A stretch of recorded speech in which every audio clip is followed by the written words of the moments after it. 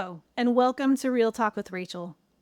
Today I'm trying to answer the question, how far is too far for kindness and empathy?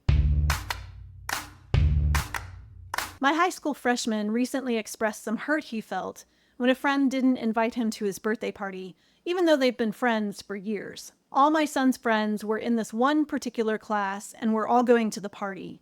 My son was the only one in that class who wasn't invited. This is a friend who has poked fun at my kid for getting emotional during a movie.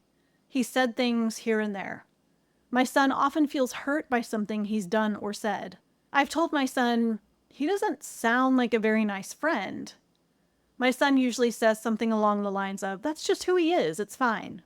But is it? It got me thinking.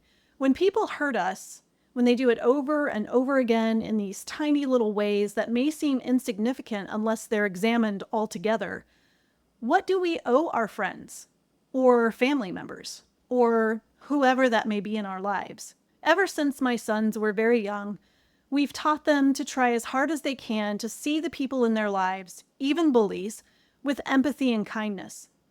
We never know what someone's going through in their lives, we tell them over and over again. How they've been hurt, what they've grown up with, their daily realities. Hurt people, I've said hundreds of times. People always have a reason for their actions, I remind them on a regular basis. It's not an excuse, it's context. It's looking at things from a broader perspective instead of our limited, narrow one. It's a way to be generous in our kindness and the way we see each other. But that can be taken too far, can't it? At what point is too much? At what point does it hurt us? Listen, I want to believe that everyone is doing the best they can. And I do believe that everyone is doing the best they can with what they have. But that doesn't mean I can't put up boundaries that protect me from their best, which is hurting me. I grew up in a religious tradition that says we should forgive and forgive and forgive 70 times 7. But at what point does that forgiveness become a hiding place for abuse? Subtle abuse, I'm talking about, not the overt, obvious kind. What if our forgiveness and our empathy and our giving chance after chance after chance starts stealing the best of us? That's where boundaries come in. I've had to lay out boundaries for people in my life for the protection of my heart and mental and emotional health. Boundaries keep us from losing bits of ourselves to the micro hurts that happen in relationships, sometimes on purpose, sometimes accidentally. Boundaries say, you cannot cross this, or our relationship suffers. It's okay to say, I cannot continue spending time with you if you cross this boundary. If you cross this line, you don't get access to me. This is a kindness too, even if it doesn't seem like it. Maybe it wakes up the person on the other end, so they see how they're acting and what they're doing from another perspective. Or maybe it doesn't. It's a kindness to ourselves most of all. Kindness doesn't mean we let people get away with anything they want.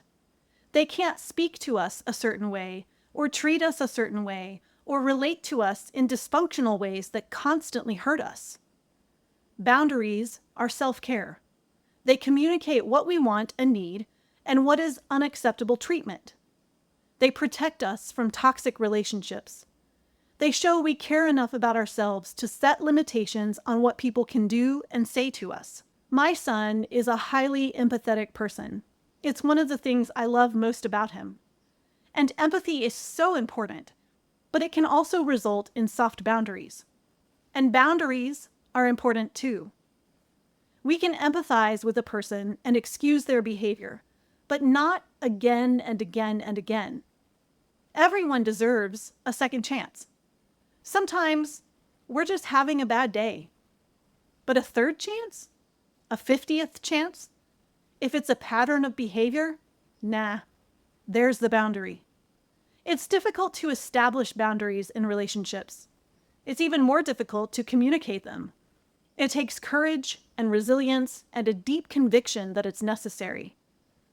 Some people take and take and take, and we can't continue to give and give and give. We may want to see them as still the same people they've always been to us, friend, family member, occasional acquaintance, but for our own good, we can't. Gatherings might be awkward for a while, but that will pass too. Value yourself enough to say, this is where I draw the line. This is where I protect myself. Thanks for listening to my Real Talk. Be sure to subscribe to my channel for videos about books and writing and more videos like this. See you next time.